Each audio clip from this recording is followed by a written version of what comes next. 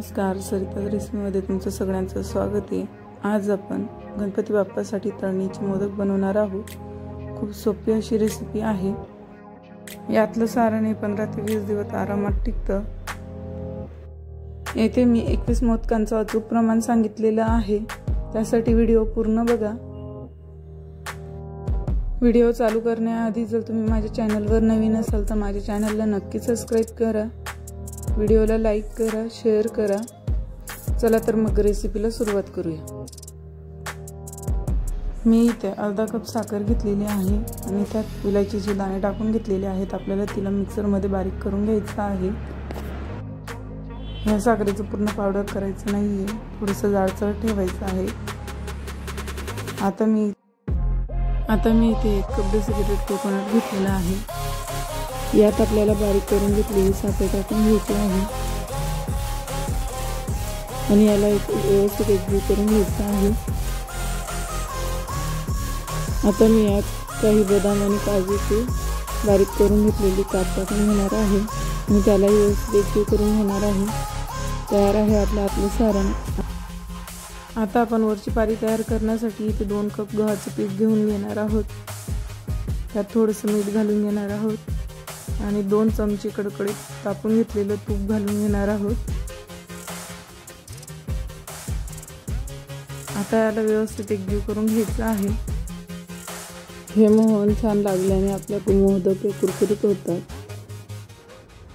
दोघी हातांच्या बोटांच्या साहाय्याने आपण यांना सोडून घेणार आहोत।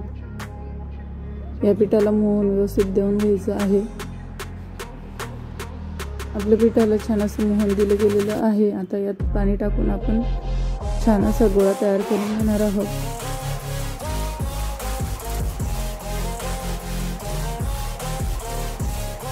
हे पीठ मिळत असताना जास्त पाणी टाकू नका।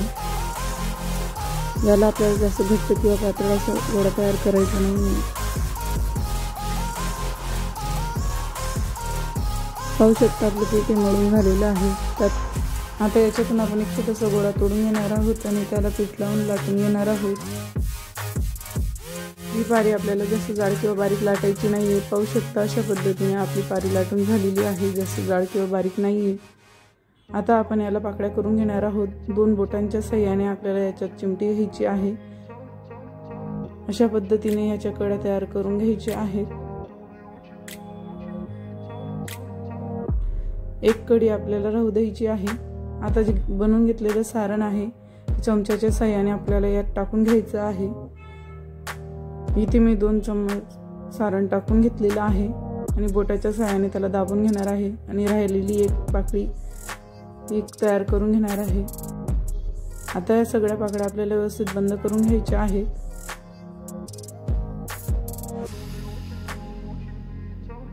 पाहू शकता छान असं आपला मोदक तयार झालेला आहे।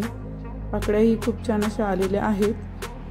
आता मी इथे झटपट मोदक होण्यासाठी एक मोठी पोळी लाटून घेतलेली आहे आणि त्याला वाटीच्या साहाय्याने किंवा झाकण्याच्या साहाय्याने असे गोल गोल कट करून घेणार आहे। म्हणजे एकाच वेळेस आपले 4 ते 5 मोदक तयार होतात।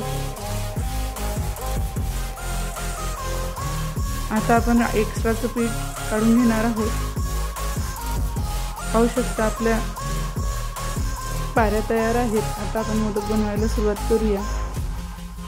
दोघी बोटांच्या साहाय्याने आपल्याला चिमटी घ्यायची आहे आणि पाकळ्या तयार करून घ्यायच्या आहेत। मधोमध आपल्याला सारण भरून घ्यायचं आहे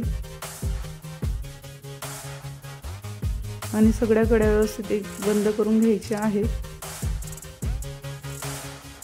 अशा पद्धतीने मोदक केल्याने खूप झटपट मोदक तयार होतात। असे मी राहिलेले सगळे मोदक तयार करून घेणार आहे। पाहू शकता सगळे मोदक आपले तयार आहेत। इकडे मी आता कढईमध्ये तेल गरम करायला ठेवलेलं आहे। तेल छान असं गरम झालेलं आहे। आता आपल्याला त्यात मोदक टाकून घ्यायचे आहेत।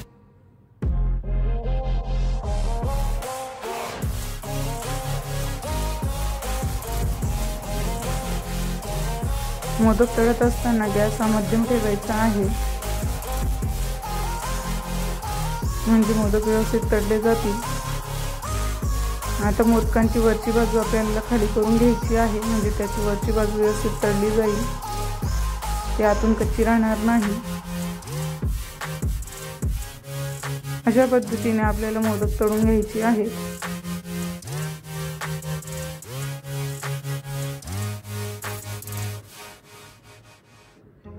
पाहू शकता तेलामध्ये बुडबुडे येत नाहीत, म्हणजे आपले मोदक छान असे तळले गेलेले आहेत।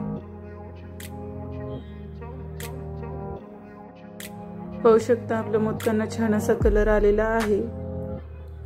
आपले मोदक तळून झालेले आहेत। आता आपण यांना काढून घेणार आहोत।